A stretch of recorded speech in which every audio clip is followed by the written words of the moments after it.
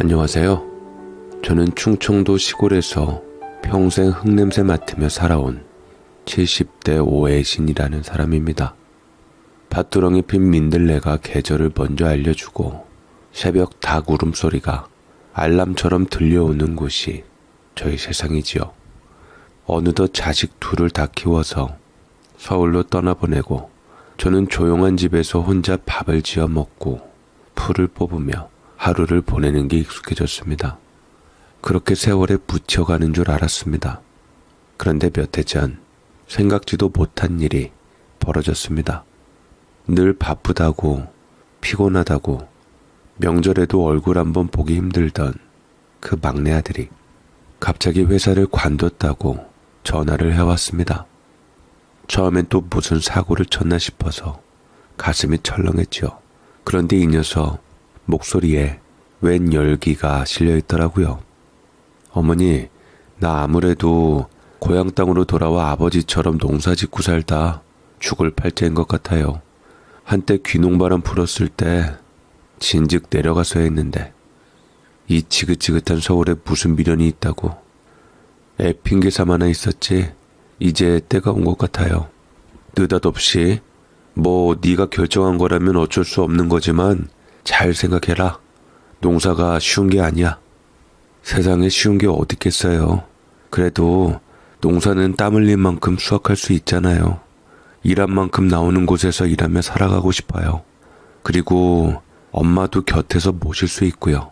엄마 이제 연세 70이신데 혼자 살다 갑자기 쓰러지기라도 하면 어떡하라고요.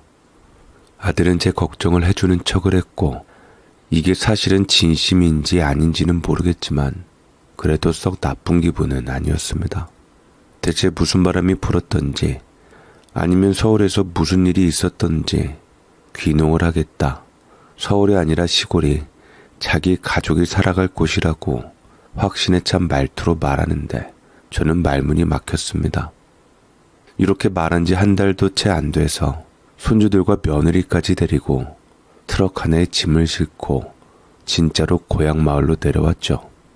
아이 참, 여기는 시골이라 학교도 별로 없어서 일하기도 쉽지 않겠네요.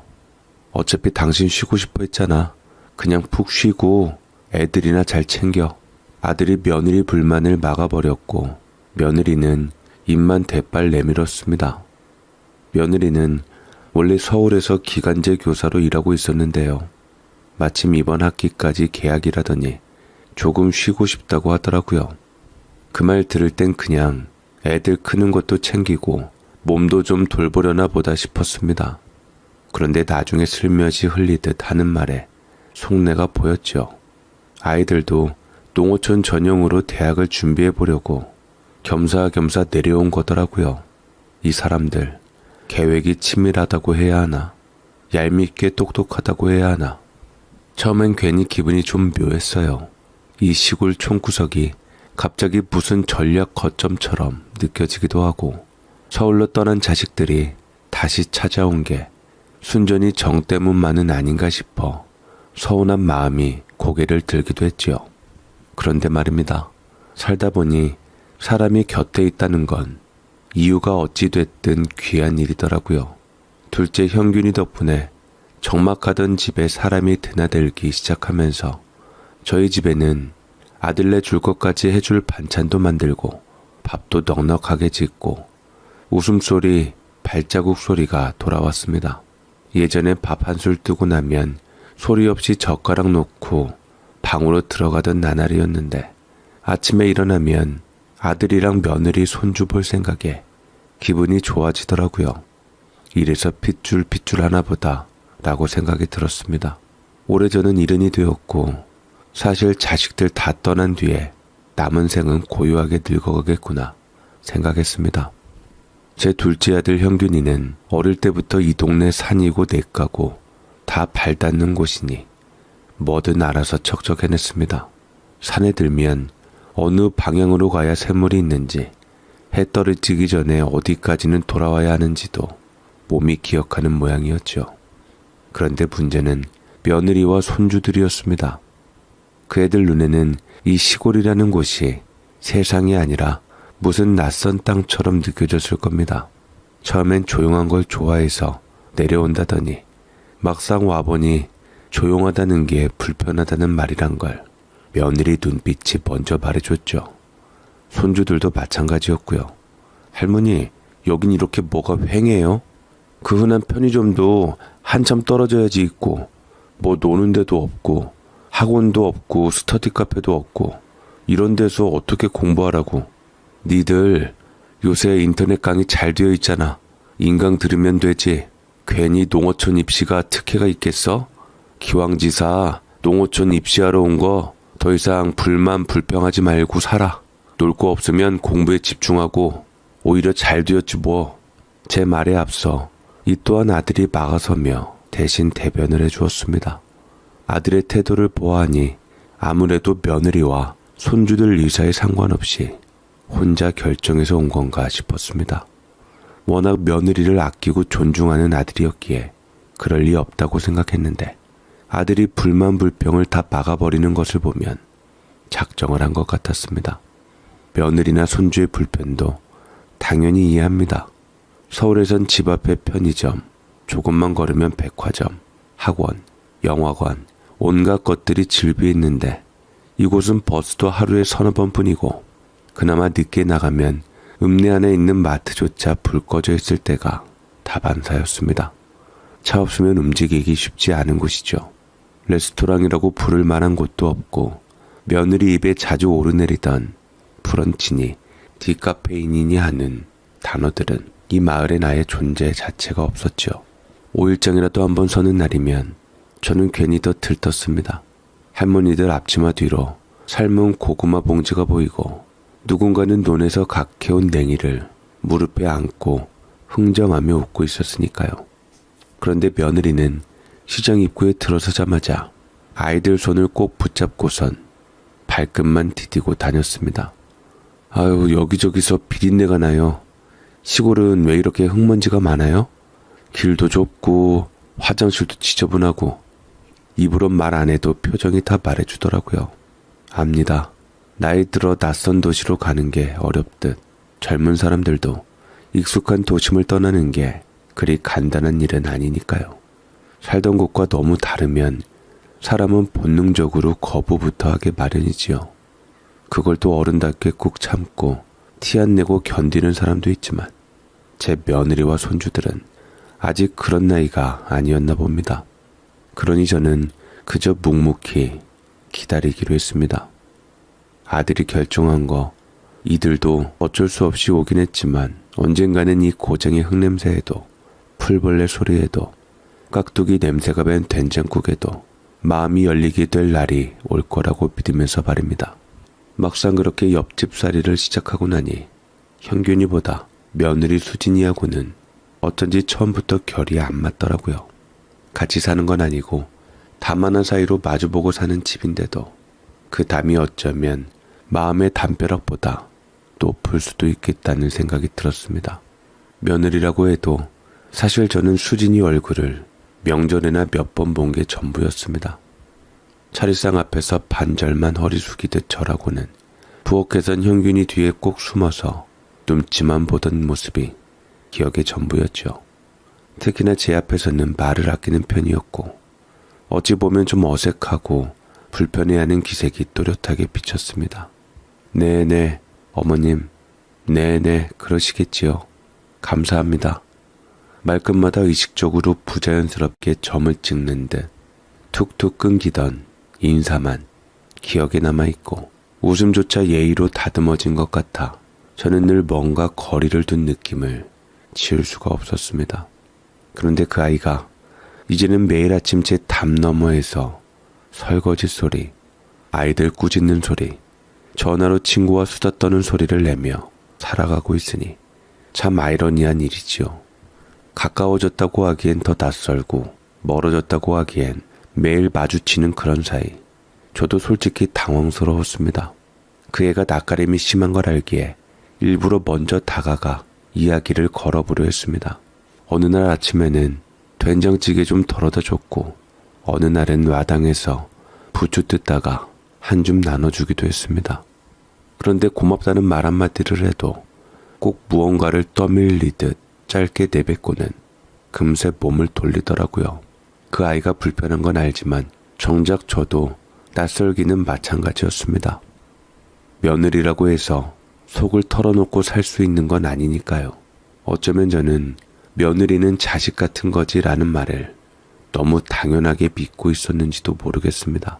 그 애는 제 자식이 아니고 저는 그 애의 어머니도 아니니 시작부터 서로 조심스러웠던 게 어쩌면 당연했을지도요. 그래서요, 저는 그날 깨달았습니다. 가깝게 산다고 꼭 가까운 건 아니라는 걸요. 큰며느리 하선이는 뭐랄까 사람 마음을 부드럽게 만드는 구석이 있는 아이였습니다. 목소리도 늘 밝고 제 손을 잡을 때면 그 따뜻한 체온이 고스란히 느껴져서 가끔은 친딸보다도 더 살갑다는 생각이 들 때가 있었지요. 명절에 와도 제일 먼저 부엌문을 열고 들어와 어머니 뭐 도와드릴까요 하는 그 인사가 얼마나 듣기 좋고 든든했는지 모릅니다. 그런데 수진이는 겉으로 보기엔 참 예의 바르고 어색하지 않게 웃기도 하는데요. 언젠가부터인가 그 웃음 속엔 무언가가 살짝 걸리는 느낌이 들었습니다. 말투도 조용한데 그 끝이 어디 모르게 미묘하고 눈을 마주치면서도 어딘가 모르게 마음을 닫고 있다는 생각이 자꾸만 스쳤습니다. 처음엔 제가 괜한 예민한 노인네가 되어가나 싶어 그런 생각 자체가 부끄럽고 미안했죠. 그렇게 스스로를 다독이며 넘기려 했습니다.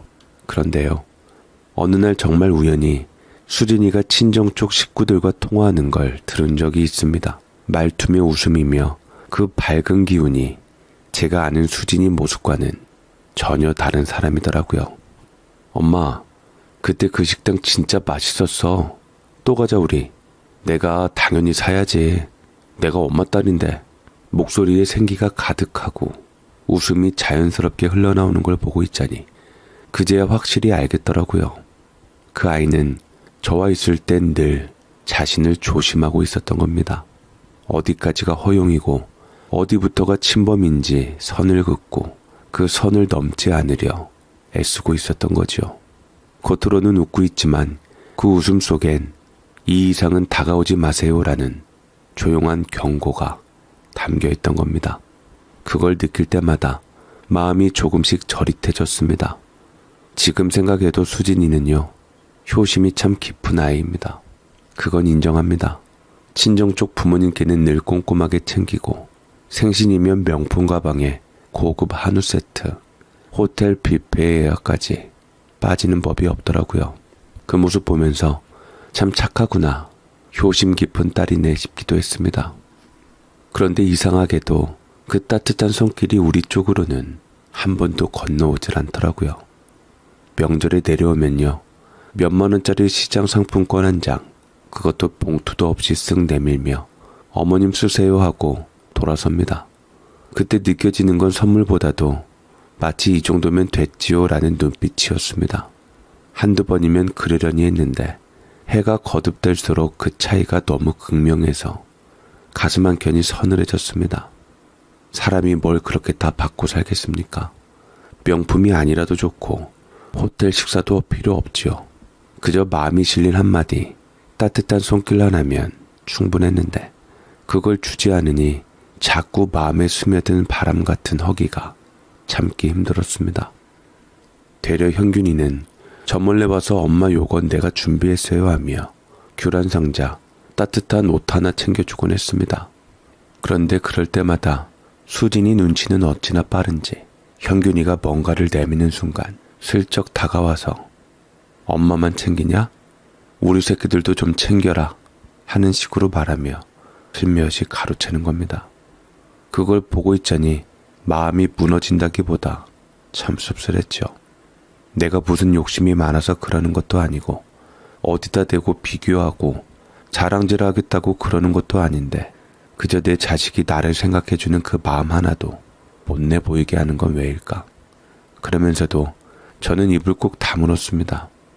괜히 제가 뭘 말했다간 현균이가 곤란해질까 싶었고 며느리하고 사이가 벌어지면 결국 피해보는 건 손주들이겠지 싶어서요.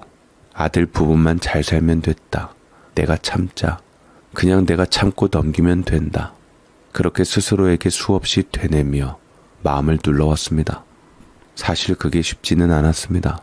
가끔은 이불 덮고 누워서 나는 왜 늘 며느리 앞에서 참는 쪽이어야 할까 싶은 생각에 서러운 눈물이 또르르 흘러내리기도 했습니다.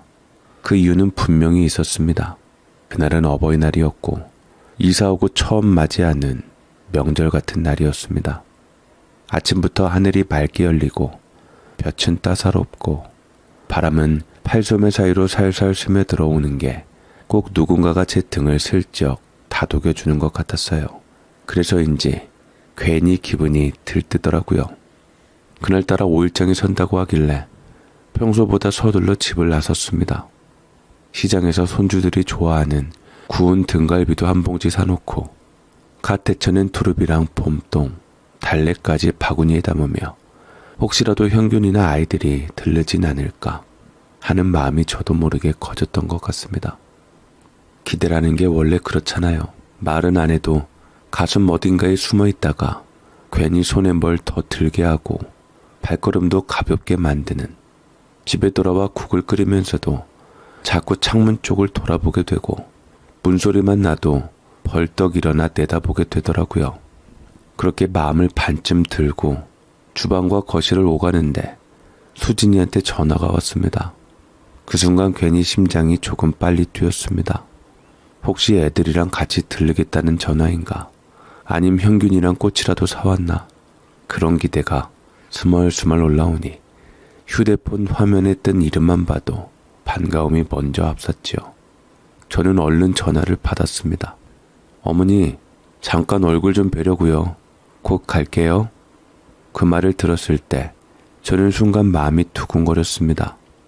아, 드디어 오는구나. 어버이날이라고 며느리가 직접 전화를 하고 얼굴을 보러 온다고 하니 그 짧은 한마디에 저는 괜히 냄비 뚜껑을 들여다보며 북간을 다시 보고 거실 커튼을 한 번 더 쓸어내리고 방 안 여기저기를 눈으로 훑었습니다. 가슴속엔 뭔가가 자꾸 부풀어 올랐죠. 기대라고 하면 또 한편으론 민망하기도 한 그런 감정 말이죠.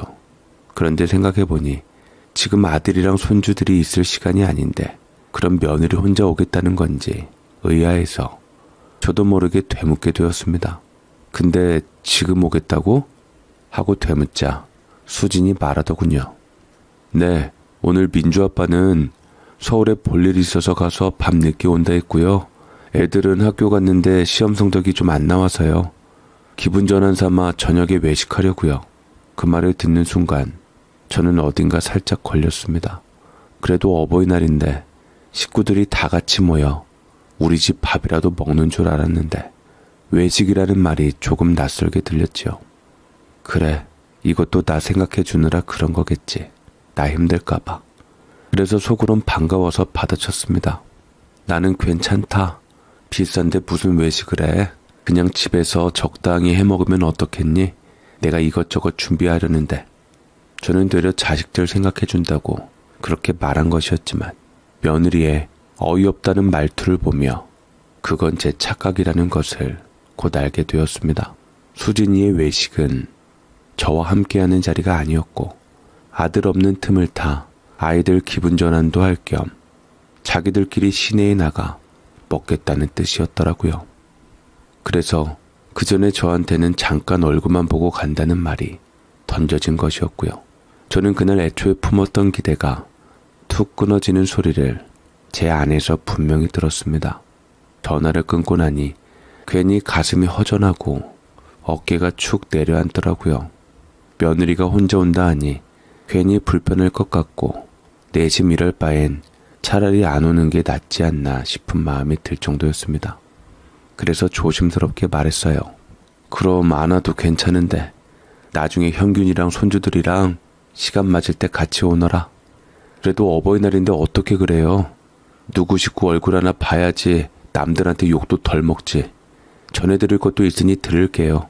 사실 제 말에도 수진이 말에도 각자 속마음이 다 들어있었지요. 저는 이날이 꼭 오늘이어야 할 필요는 없고 오려거든 온전히 오고 싶어서 오는 마음으로 와줬으면 한다는 바람이요. 그런데 수진이는 꼭 지금 와야겠다는 겁니다. 그 말투며 끈질긴 기세가 도리어 불편하게 느껴졌습니다. 결국 저는 더 이상 밀고 당기기도 싫어서 그래 그럼 천천히 와라 말끝을 흐리며 그렇게 대답할 수밖에 없었습니다. 1시간이 조금 지나 수진이가 도착했습니다. 현관문 열고 들어오는 모습을 보니 차림새는 나무랄 데 없었습니다. 크림색 코트에 깔끔하게 말린 머리, 눈썹도 또렷하게 정리되어 있었고 얼굴에 느는한 화장까지 되어 있더라고요. 겉은 그랬지만 표정은 이상하리만치 말랐습니다. 밝은 미소도 아니고 애써 끌어낸 예의도 아닌 그냥 무표정이었죠. 말을 건네도 눈빛이 흐릿하고 대꾸는 짧았습니다. 그래도 저는 애써 부드럽게 말을 붙였어요. 우리 민주랑 민욱이는 학교 갔다가 언제 오니? 같이 왔으면 참 좋았을 텐데. 그 말에도 수진이는 고개를 끄덕이지도 않고 성의 없이 답했습니다. 공부해야지요. 내일 모레 고등학생 되는데요. 어차피 온다 해도 바빠서 오래 못 있어요. 저도 마찬가지고요. 툭툭 던지듯 내뱉는 말에 그제야 눈을 피하며 끓던 국 냄비 뚜껑을 한번 열었다 닫았습니다. 그렇게 말하고는 수진이가 가방에서 봉투 하나를 꺼내더군요. 그 봉투를 제 앞에 놓는 그 순간, 아니요, 놓았다기보다는 정말 말 그대로 툭 하고 던지듯 내밀더라고요. 정확히는 식탁 가장자리에 힘없이 던져진 그 동작 하나가 마치 제 가슴을 정통으로 쳤습니다. 순간 심장이 철렁 내려앉았어요. 속으로는 내가 뭘 그렇게 잘못했을까? 이 애가 왜 이리 내 앞에서 냉랭할까? 몇 겹씩 접힌 마음이 그 자리에서 스르르 풀렸다 다시 뭉쳐버리는 기분이었습니다. 그러고는 이어서 가슴에 닿는 조화 카네이션을 그것도 별다른 말 없이 이거요 하며 또 툭 내밀었습니다. 그 조화 뒤에는 작은 흰색 종이에 믿음교회 어버이날 감사행사 이런 글씨가 프린트되어 있었고 마치 대량으로 뿌린 것처럼 무표정하게 말려 있었지요. 저는 아무 말도 하지 못한 채 조화를 손에 쥐고 있었는데 그 앞에서 수진이는 봉투를 밀어내며 말했습니다. 요새 저희 집 사정이 안 좋아서요. 얼마 안 넣었어요. 또 어머니께서도 부담스러우실 것 같아서요. 얼마 안 되니 어머니께서 편하게 알아서 쓰세요. 이거 전해드리러 왔어요. 저도 오늘은 저희 부모님 뵈러 가야 해서 그만 일어날게요. 그 순간에도 저는 어떻게든 마음을 붙잡고 싶었습니다. 아무리 겉은 저래도 속엔 뭔가 진심이 있지 않을까 싶어 차마 눈치 보지 못하고 남겨둔 오이소박이가 생각났어요. 부모님 찾아뵈러 간다고? 그럼 오이소박이 담갔는데 그거라도 좀 가져갈래? 저번에 보니까 오이소박이 좋아하시는 것 같아서. 사실은 제가 먹으려고 간만에 새벽부터 부추 다지고 양념 넣고 정성껏 버무려 둔 거였습니다. 그런데 사돈이 서울서 시골로 딸을 내려보내고도 제대로 얼굴도 못 보고 이쪽 인사도 없었을 테니 그 마음이 어련할까 싶어 그냥 조용히 한 통 보내고 싶었습니다. 어쩌면 제 작은 사고였는지도 몰라요. 그 마음은 말로 하지 않고 김이 빠지기 전 오이소박이로 대신하고 싶었지요. 수진이는 통을 받아들더니 내일이나 애들 아빠 오면 한번 들르게 할게요. 말만 남기고는 오이소박이를 싹 들고 나가버렸습니다. 현관문이 닫히는 소리는 이상하리만치 가볍고 빠르게 들렸고 저는 거실 한복판에 선 채로 뭔가 얼어붙은 것처럼 꼼짝할 수가 없었습니다. 가만히 아주 천천히 식탁에 남겨진 그 봉투를 집어들었습니다. 수진이 손끝에 눌렀던 자국이 그대로 눌려 있었고 제가 그 봉투를 펼치기까지는 숨을 몇 번이나 삼켜야 했습니다. 이 안에 들어있는 건 돈이 아니라 이 집에 대한 그 애의 마음일 텐데 그걸 알아야 할 것 같아서 그래서 봉투를 조심스럽게 열었습니다. 그런데 말입니다. 그 봉투를 조심스레 열었을 때 제 눈앞에 펼쳐진 건 생각지도 못한 수표였습니다. 하나, 둘, 셋. 천천히 세어보니 100만원짜리 수표 5장, 다 합쳐 500만원이더라고요. 순간 제 손끝이 살짝 떨렸습니다. 분명히 며느리 입으로는 요즘 사정이 안 좋아서 얼마 안 넣었다고 했었고 말투도 그렇고 태도도 그리 무겁지 않았는데 그럼 이 돈은 대체 무슨 뜻으로 전해진 걸까? 그 말은 또 어떤 마음에서 나온 거였을까? 도무지 머릿속이 정리가 되지 않았습니다. 말만 그렇게 했나? 그래도 결국은 마음을 써준 거구나. 조금 전에 무겁게 가라앉았던 마음이 다시 천천히 떠오르기 시작했습니다. 왠지 모르게 애들 마음이 느껴진 것도 같고 받아야 할 도리를 한 것 같아 고마움이 서서히 스며들었죠. 괜히 눈가가 간질간질해지고 속으론 괜한 오해였을지도 모르겠구나 싶어 저 스스로를 조금 책망하기도 했습니다. 하지만요, 그렇게 돈을 손에 쥐고 있으면서도 마음 한켠은 편치 않았습니다. 수진이 말처럼 사정이 어렵다는데 이런 큰 돈을 굳이 마련해가며 전해준 이유가 뭘까 싶기도 하고 현균이가 어렵게 마련한 것일 텐데 걱정도 들고 또 이 돈이 내게 있는 동안 혹여나 아이들 가게 살림에 무슨 일이 생기면 괜히 내가 원인인 것처럼 마음이 무거워질까 겁도 났습니다. 그래서 저는 자식들 마음만 받기로 하고 그 돈을 조용히 접어 서랍 안 깊숙한 곳에 넣었습니다. 이건 돌려줘야겠다. 고맙지만 지금은 받을 때가 아닌 것 같다. 그렇게 마음을 다잡고는 그 봉투에 손을 댈 생각을 접었습니다. 그런데 그때였습니다. 갑자기 초인종이 다급하게 울리더니 마치 무슨 급한 일이라도 난 사람처럼 문 밖에서 인기척이 분주하게 들려왔어요. 누군가 싶어 나가보니 아니나 다를까 수진이가 다시 온 것이었습니다. 저는 순간 잘됐다 싶었습니다. 마침 며느리가 다시 왔으니 그 봉투를 조용히 돌려주고 마음은 고맙지만 이 돈은 내가 받을 수 없다는 말도 제대로 하고 싶었죠. 그래서 차분히 말 꺼낼 타이밍을 보려던 찰나 그 애가 먼저 성큼 들어서며 입을 열었습니다. 어머니, 아까 드린 봉투 어쩌셨어요? 봉투? 목소리가 예사롭지 않았습니다. 조금은 거칠게 숨이 가쁜 채로 이어졌습니다. 저는 얼떨결에 대꾸했지만 무언가 분위기가 이상하다는 걸 느낄 수 있었지요. 수진이는 말하자마자 문 앞에 멈춰서 저를 똑바로 바라봤습니다. 모른 척 하시지 마시고요. 아까 제가 어머니 손에 드린 봉투요. 안에 돈 보셨어요? 재촉하는 말투에 당황스러워진 저는 고개를 살짝 끄덕이며 말했습니다. 봤지.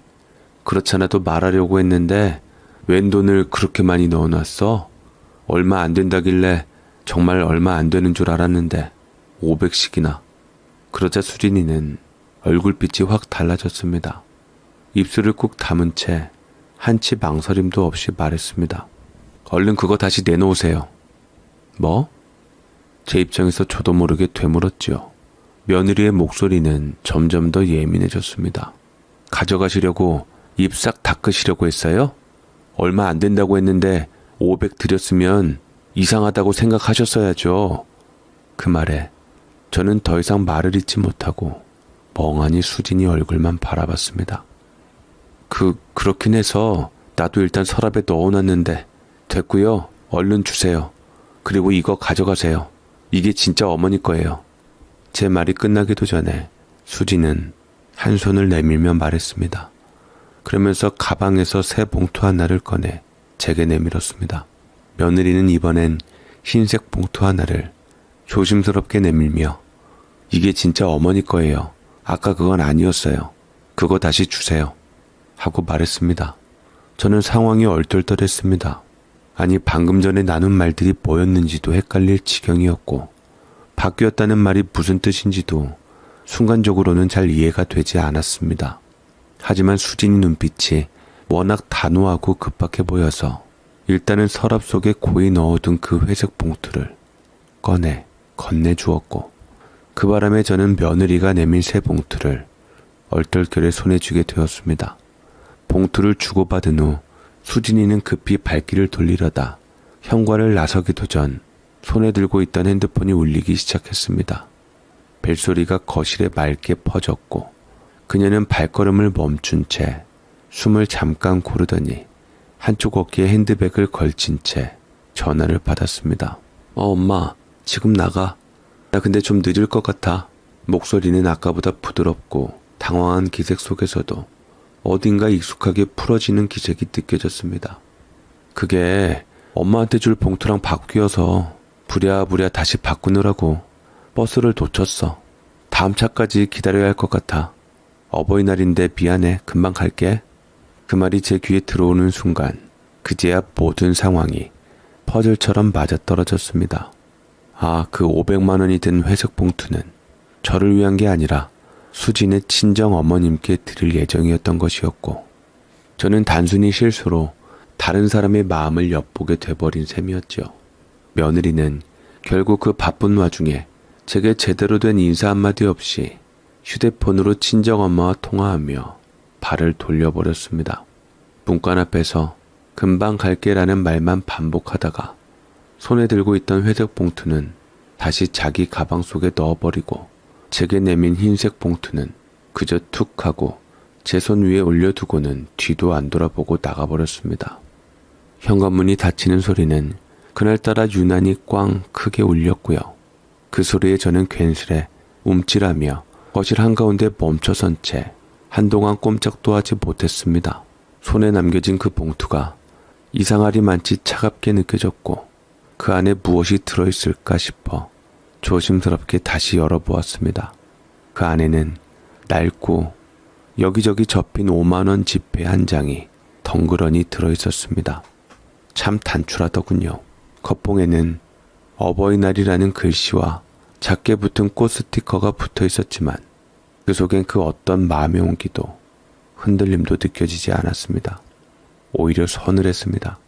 무엇보다 가슴을 꾹 눌러왔던 건 그 돈의 액수가 아니었습니다. 100만 원 수표 5장이 들어있었던 그 회색 봉투가 애초에 제 것이 아니었다는 사실보다도 제 앞에 툭 던지듯 내밀고 다시 가져가며 한마디 인사도 없이 발길을 돌린 그 태도, 그게 제 속을 아리게 만들었습니다. 5만 원, 그 액수 하나가 저를 작게 만든 건 아니었습니다. 사람이 마음을 다해 내민 5만 원이라면 저는 그보다 몇 배의 감사를 드릴 준비가 되어 있었으니까요. 하지만 수진이가 제게 남긴 건 돈이 아니라 차이였습니다. 지금 며느리가 내 앞에서 뭐라는 거지? 아무리 친정엄마가 소중하다지만 같은 어버이날인데 이건 아니잖아.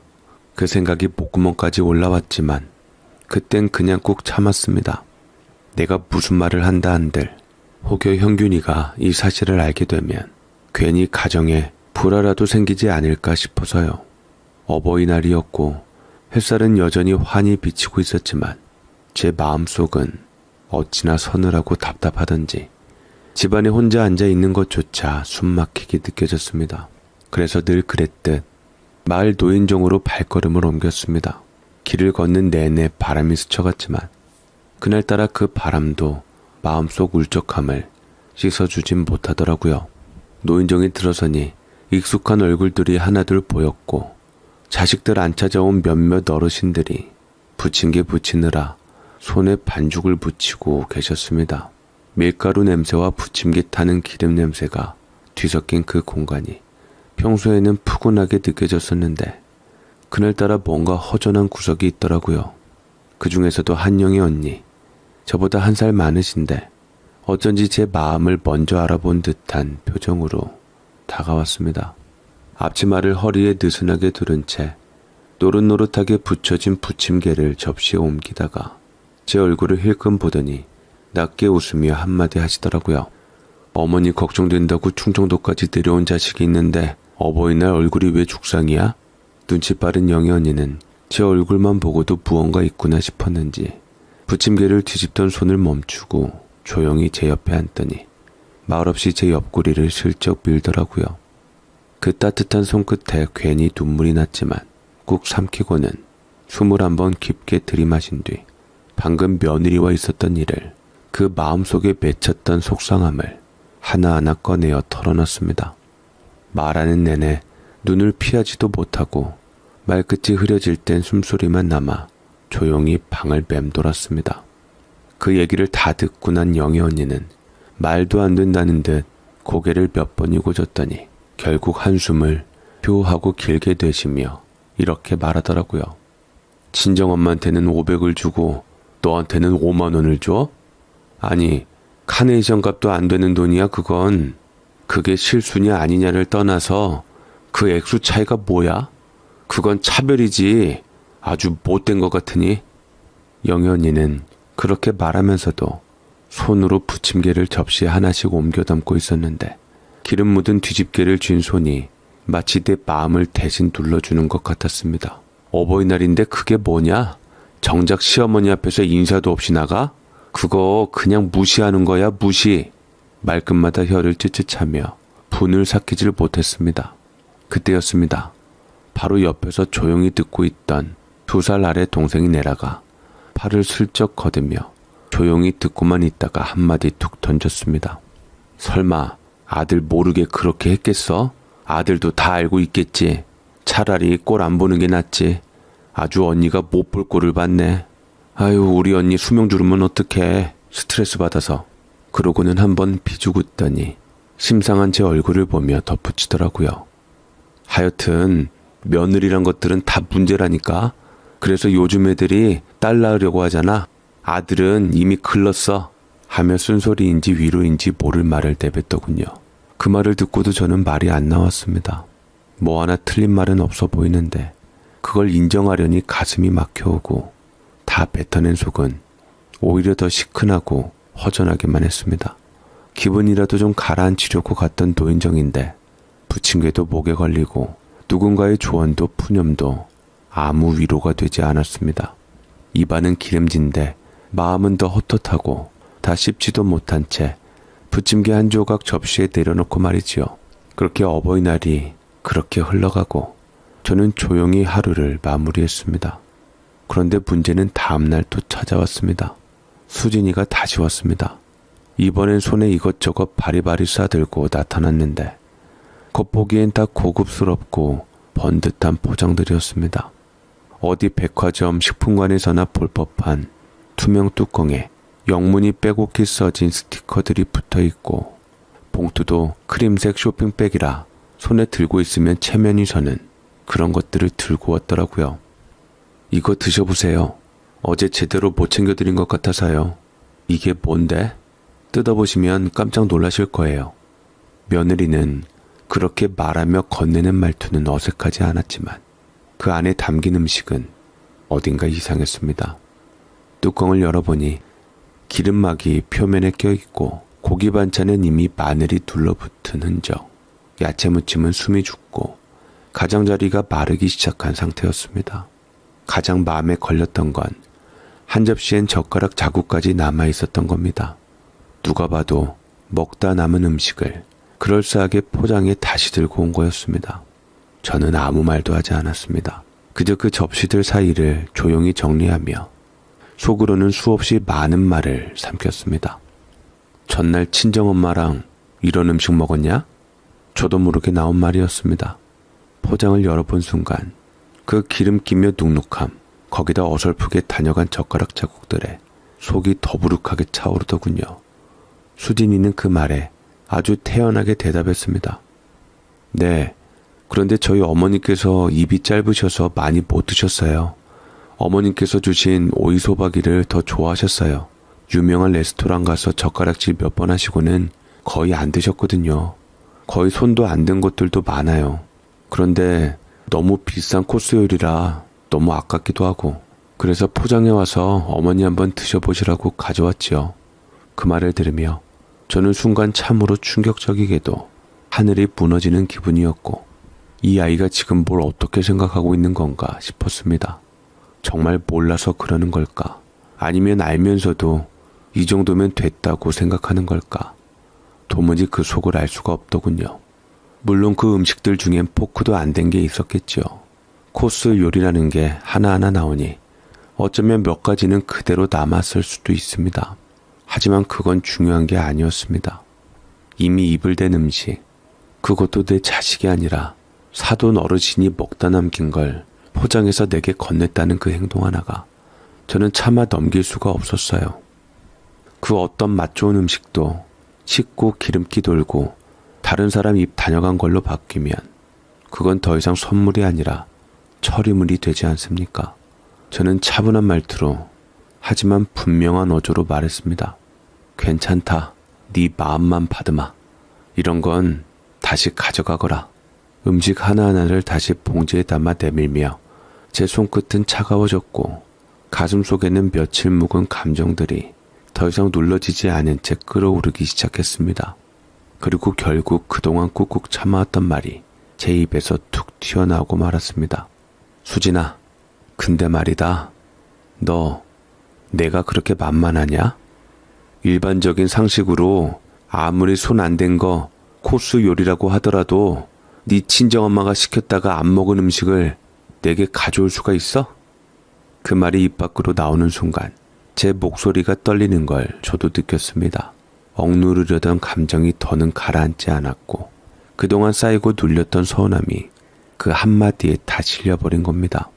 수진이는 제가 이런 걸로 뭐라 할 줄 몰랐던지 낯빛이 어두워졌습니다.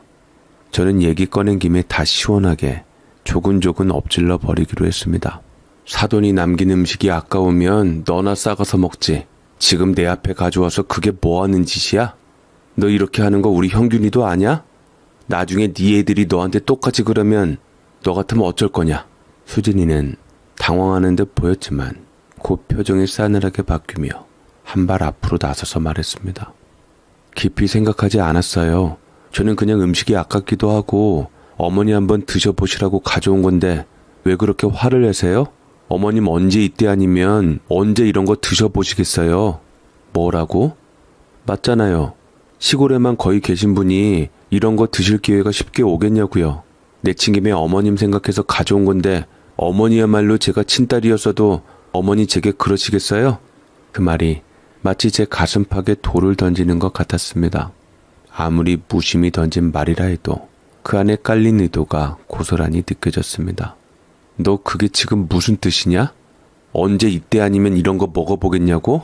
제 눈빛이 흔들렸고 목소리는 한층 가라앉았지만 그 안에 담긴 분노는 숨길 수 없었습니다.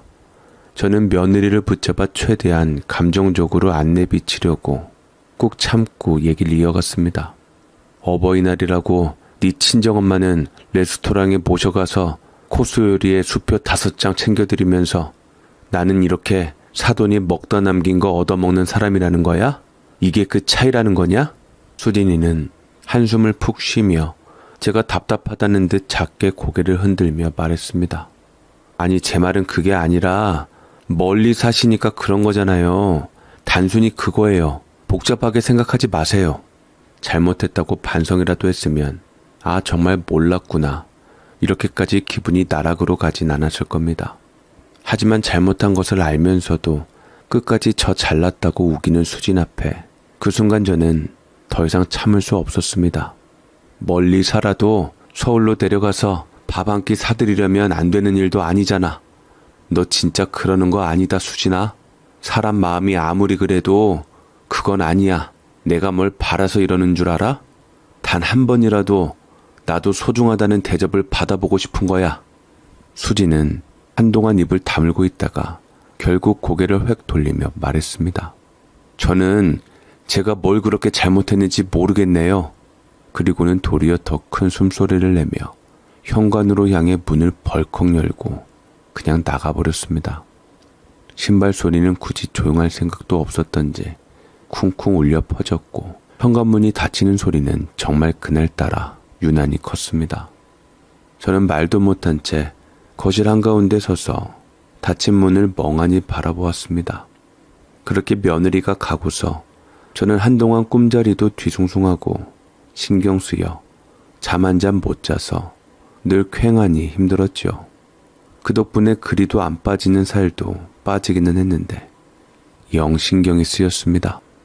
며칠이 지나고 나서야 형균이가 서울에서 내려왔습니다.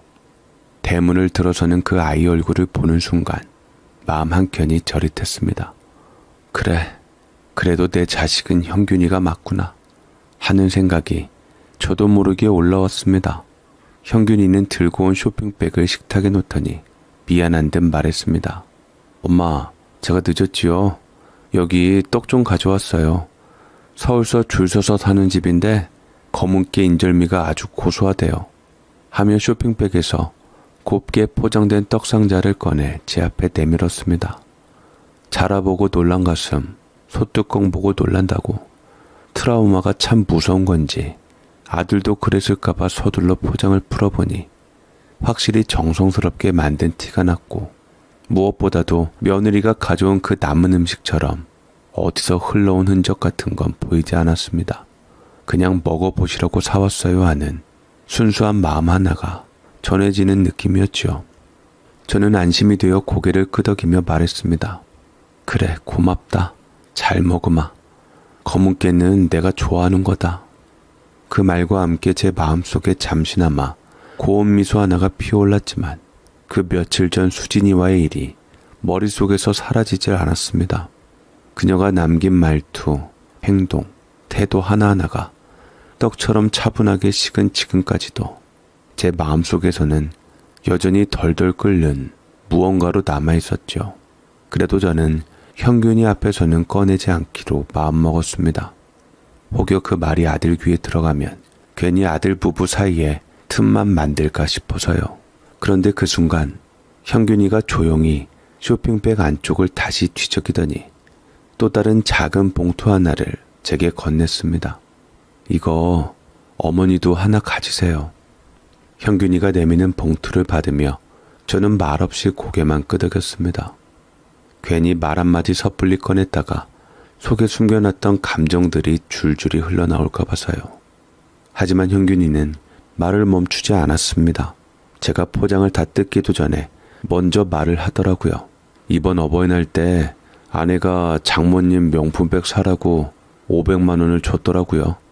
그래서 내가 엄마한테는 얼마 들었냐고 물으니까 알아서 드렸다고만 하더라고요.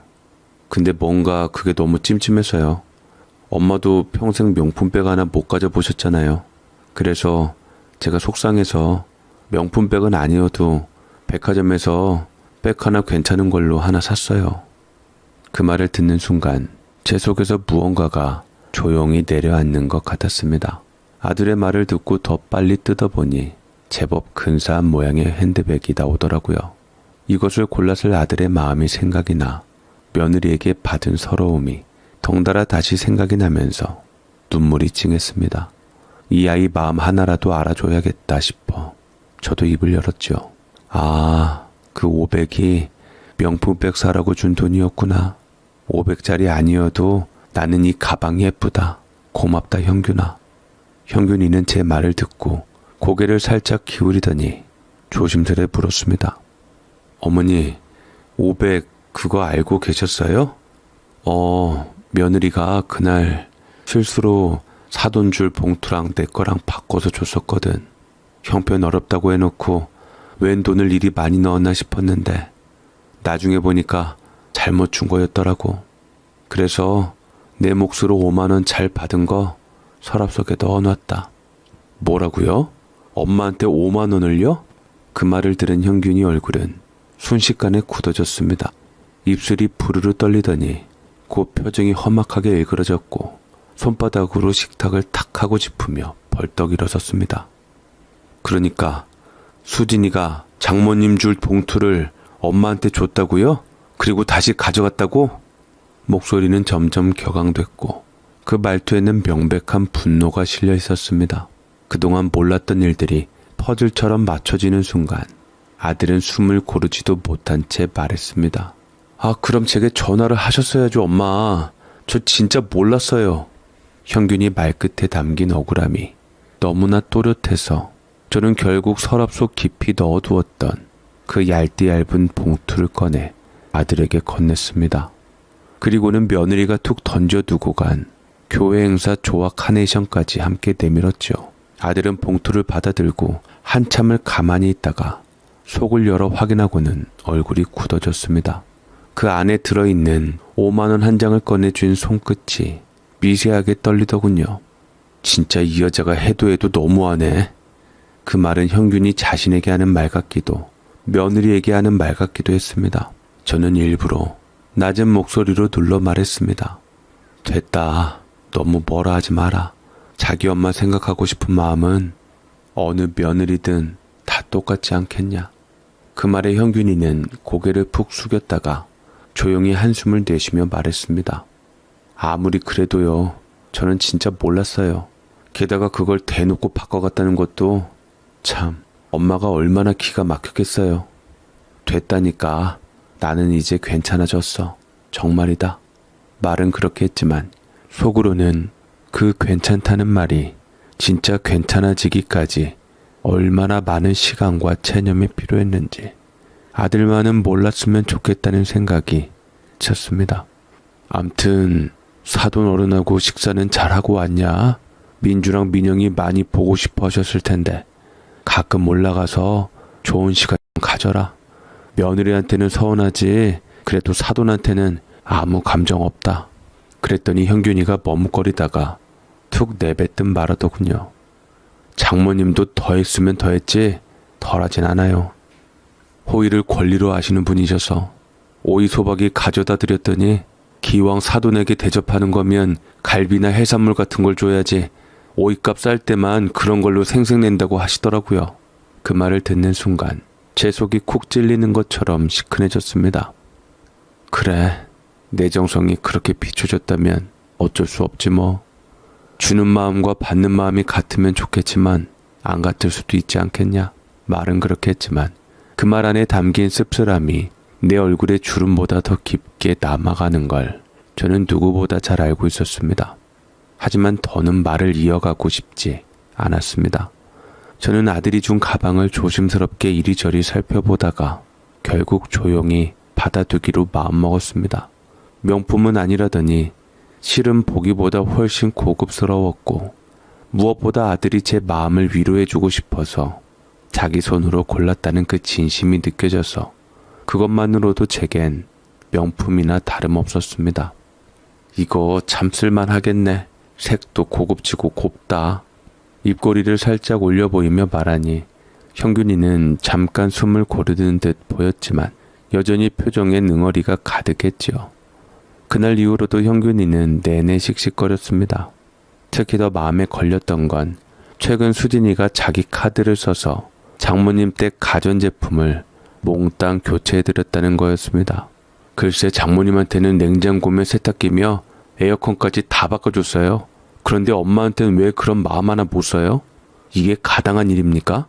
그 말이 툭툭 튀어나올 때마다 형균이 속에 얼마나 쌓여 있었는지가 느껴졌습니다. 어버이날 사건이 단지 불씨였을 뿐 그 속은 이미 오래전부터 멍이 들어 있었던 거죠. 이건 그냥 넘어갈 일이 아니에요, 엄마. 형균이는 목소리를 낮췄지만 말끝은 단호했습니다. 왜 엄마가 며느리한테 그리고 그 사돈한테 이런 대접을 받아야 해요? 다 짚고 넘어가야 돼요. 증거로도 남겨놔야 돼요. 이번에 그냥 넘기면 다음엔 더 합니다. 저는 마음이 무거웠습니다. 속으론 그 정도까지야 싶으면서도 어쩐지 말릴 기운이 나지 않았습니다. 이미 상처가 선을 넘었고 그건 저만 느낀 게 아니라 아들도 알아버린 거니까요. 그날 이후 형균이는 말없이 무언가를 준비하고 있었더라고요. 바로 이혼이었습니다. 알고 보니 모든 일의 밑바닥엔 며느리 수진이가 남몰래 벌인 투자 문제가 있었던 것이었습니다. 서울에서 잘 살다가 왜 이 시골까지 왔나 싶었지요. 제 걱정 때문에도 귀농이 하고 싶어서도 손주들 농어촌 때문이라서도 온 것이 아니라 그 시작은 바로 빚에 쫓겨서 온 것이었습니다. 며느리 형균이 몰래 아들 명의로 된 돈을 지인 회사에 쏟아부었고 그 일이 결국 실패로 이어지면서 둘이 살던 집까지 날려버렸다는 이야기를 저는 그제야 알게 되었습니다. 귀농하겠다고 내려왔던 것도 자연이 좋아서가 아니라 갈 곳이 마땅치 않아 고향으로 피신하듯 내려온 것이었던 겁니다. 그런 상황에서도 수진이는 정신을 차리지 못한 채 자기 친정의 수표의 명품의 가전까지 퍼주며 체면 세우기에 바빴고 저한테는 봉투 하나, 음식 하나까지도 무심하고 천대하듯 건넨 것이 아들 마음을 송두리째 꺾어버렸던 거지요. 며칠 뒤 수진이는 울상이 되어 제 대문을 조심스레 두드렸습니다. 얼굴은 퉁퉁 부어 있었고 입술은 새벽설이 맞은 풀잎처럼 잔뜩 말라 있었습니다. 어머니, 제가 잘못했어요. 제발 그이랑 이혼하는 거 말려주세요. 우리 애들은 어쩌라고요. 앞으로는 어머님 심기 불편하지 않게 더 많이 신경 쓸게요. 그 말에 저는 아무 대답도 하지 못한 채 한참을 쳐다만 보고 있었습니다. 잠시 후 형균이가 조용히 들어와 입을 열었습니다. 이건 내가 결정한 일이야. 어머니하고는 상관없어. 그 말은 짧았지만 단단했습니다. 수진이가 울고불고 매달리자 형균이는 그것을 억지로 떼내며 차갑게 대꾸했습니다. 이미 버스는 떠났어. 아무리 당신이 후회하고 노력한다 한들 우리 이혼은 변하지 않아. 네가 정말 이혼을 원하지 않았다면 그 마음을 예전부터 보여줬어야지. 우리 엄마한테 그렇게 상처 주고 나한테도 아무렇지 않게 계속 거짓말하고 당신이 날린 그 5억 그거 내가 청구할 거야. 갚아 당신이. 알겠어?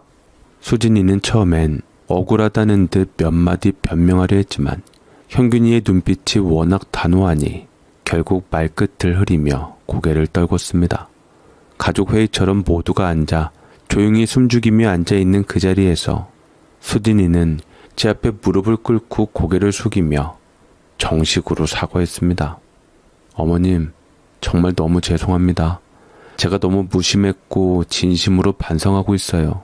그러니까 그이 말 좀 말려주세요. 어머님밖에 말릴 수 있는 분이 없어요. 저는 그 아이의 눈물과 몸짓을 보며 속이 쓰리기도 했지만 차마 손 내밀 생각은 들지 않았습니다. 미안하지만 나도 말릴 힘이 없구나. 니들 일은 니들이 알아서 해야지. 그동안 나도 너희 일에 참견한 적 없었잖니. 너도 그걸 바라왔고. 수진이는 안절부절 못하며 말했습니다. 어머님, 그래도 이혼은 그건 문제가 다르잖아요. 하지만 저는 담담하게 말했습니다. 나는 할 말이 없다. 부부 문제는 부부가 알아서 푸는 거다. 더 이상 엄마가 나설 일은 아니다.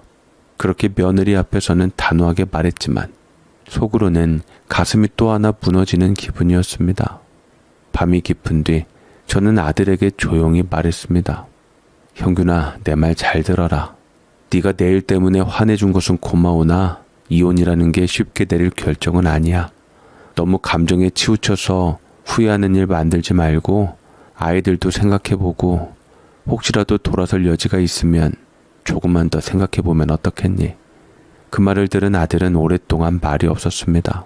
그저 창밖을 바라보다가 마른 목소리로 엄마, 나 많이 참았어. 엄마는 알지 못하는 일들도 많고 이제 동안 속 문드러지면서 진짜 많이 참았다고요. 이제는 그만하고 싶어요. 하고 말했습니다. 그 말에는 십몇 년의 세월이 주름처럼 구겨져 있었고 저는 더 이상 아무 말도 할 수 없었습니다. 그런데 말이지요.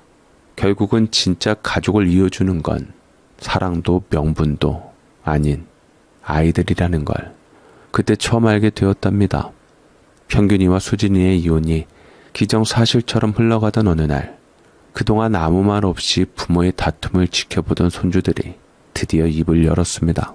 곧 고등학생이 되는 딸아이들이 울먹이며 아빠 앞에 무릎을 꿇다시피 했답니다. 아빠, 제발 엄마 한 번만 용서해줘요. 엄마가 진짜 잘한대요.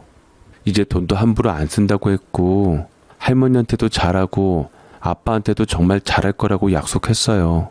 저희가 엄마 꼭 잘 말릴게요. 그러니까 제발 이혼하지 마세요. 네? 자식들 말에 형균이도 결국은 무너졌습니다. 그동안 참아왔던 감정이 딸아이들의 눈물 앞에서 한꺼풀씩 벗겨졌고 결국 수진이에게 다시 한번 기회를 주기로 했습니다. 그 뒤 수진이는 정말 많이 달라졌습니다.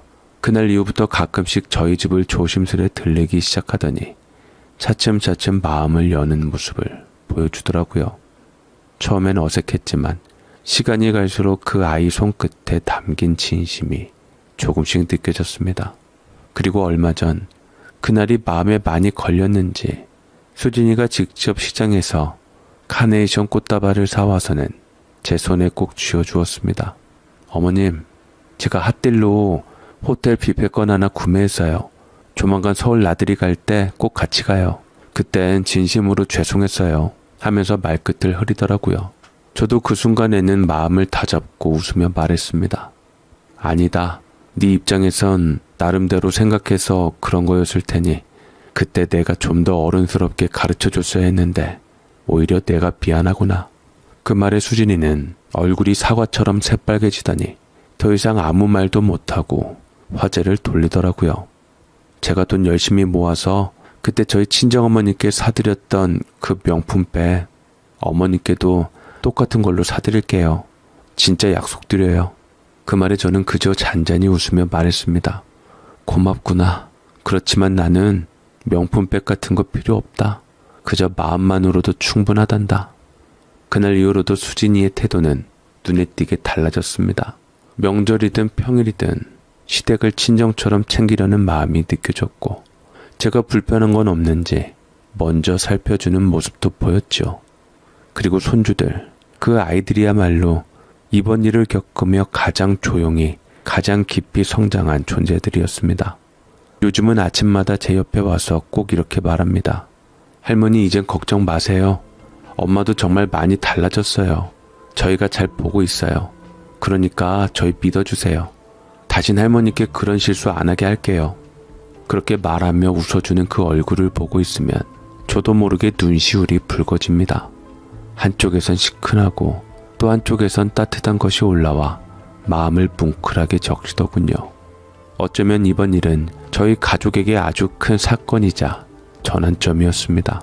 돈 때문에 실망 때문에 믿음이 무너지는 줄만 알았던 그 순간에도 결국 다시 우리를 붙잡아 준 건 바로 서로의 진심이었고 조용히 곁을 지키던 아이들의 눈물이었죠. 사람은 실수도 하고 때론 잘못된 선택도 합니다. 하지만 그걸 뉘우치고 바꾸려는 마음, 그리고 누군가를 위해 다시 시작해보려는 의지가 있다면 가족은 다시금 손을 잡을 수 있다는 걸 저는 이번 일을 통해 뼈저리게 느꼈습니다. 이제는 말할 수 있어요. 돈보다 더 중요한 건 그 사람의 눈빛, 말투, 그리고 마음이라는 걸요. 진심은 결국 한 바퀴 돌아 다시 제자리를 찾아온다는 걸요. 그래서 오늘도 저는 다시금 밥 한 술을 떠먹으며 그래도 우리 가족 참 고맙다 하는 생각으로 마음을 데우고 있습니다. 제 사연 읽어주셔서 감사드립니다.